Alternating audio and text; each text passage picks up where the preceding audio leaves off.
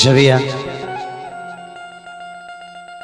बात उस समय के बाद जमुना बेरा भगवान श्री राम लक्ष्मण जगत जननी माता जानकी वनगमन में जा रहल बालो। सुरसरी नदी के किनार पर मलाह से भगवान निहोरा कर रहल बानी, मांगी का नाव न केवट आना, कहीं तुम्हार मरम में जाना। भगवान कहनी कि हे मलाह हमरा केहू ओह पार ले जा, लेकिन मलाह दोनों हाथ जोड़ के अब भगवान से का कहता रहे, तो दोनों करवा जोरी के तो दोनों करवा जोरी के अरे करेले बिनैया पैया पहिले धोवाइली, अरे हो रघुरैया पैया पहिले धोवाइली, ए हो रघुरैया पैया पहिले धोवाइली, ए हो रघुरैया पैया पहिले धोवाइली। दुनु कर जोरी के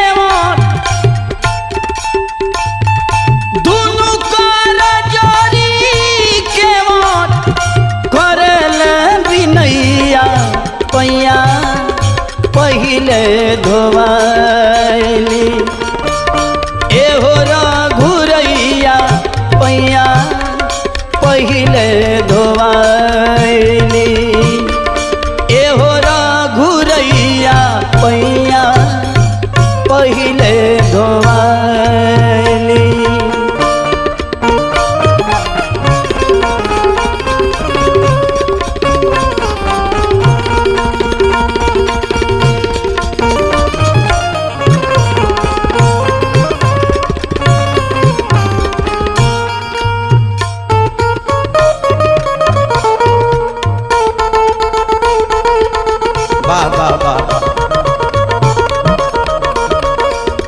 सुरसरी नदी के किनार महाराज बाबा मलाह नहीं हो रहा करत रे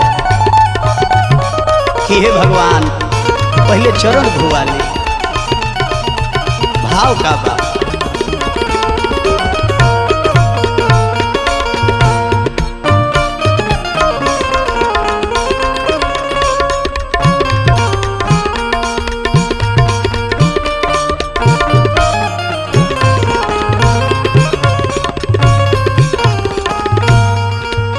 मलाह कहले कि हे प्रभु हम जानता नहीं कि वह चरण में जादू बा,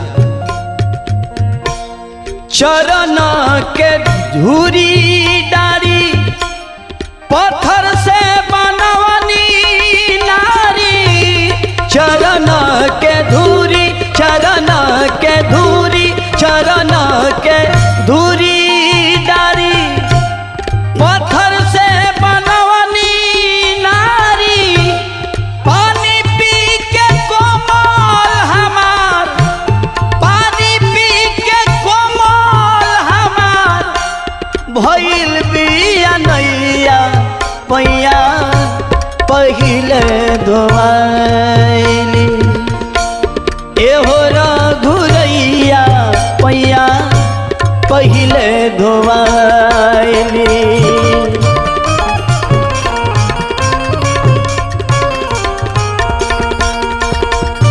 ए हो रघुरैया पैया पहिले धोवाइली।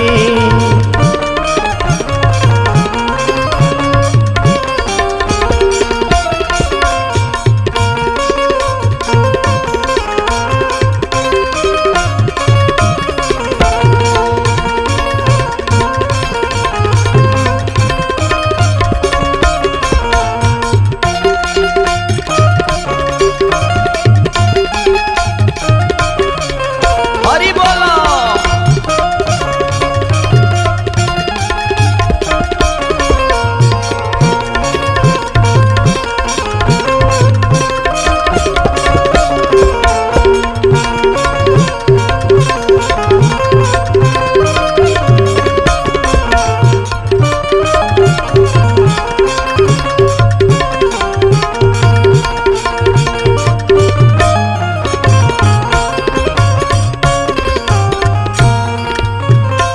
मलाह भाई भगवान से कहतर कि हे प्रभु,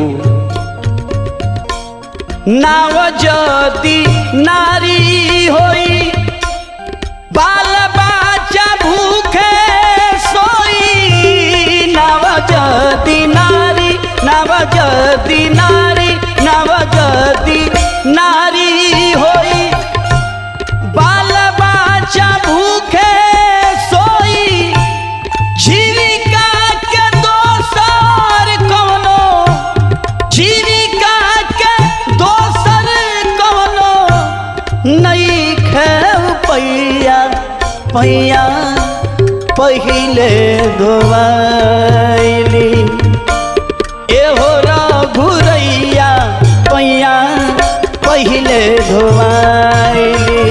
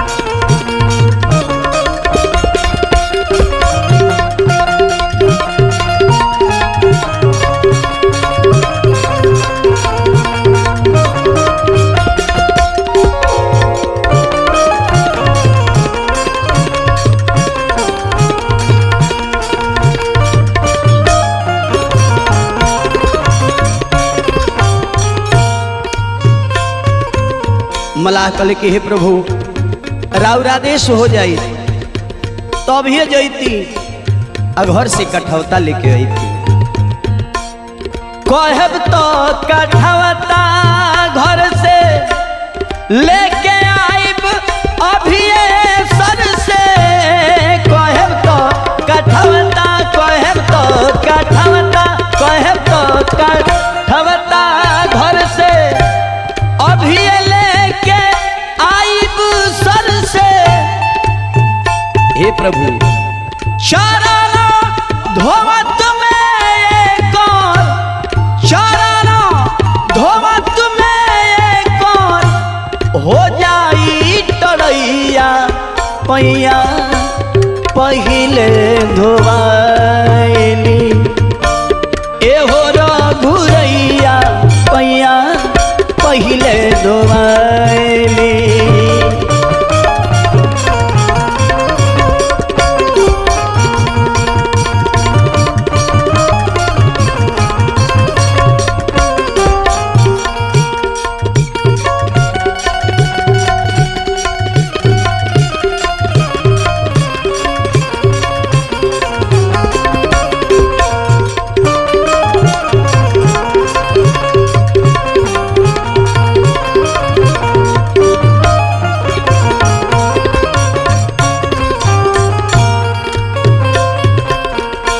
लास्ट में मलाह कहतर के हे प्रभु, हमहु जिदिए हैं, जिदी हम जाति के सहनी, सोचिए समझ के कहनी। जिदी हम जाति के, जिदी हम जाति के, जिदी हम जाति के सहनी, सोचिए समझ के कहनी।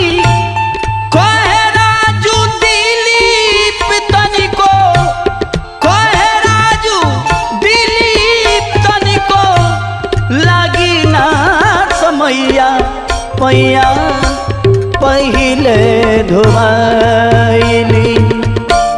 एहो रघुरैया पैया पहिले धोवाइली। एहो रघुरैया पैया पहिले, दुनु कर जोरी के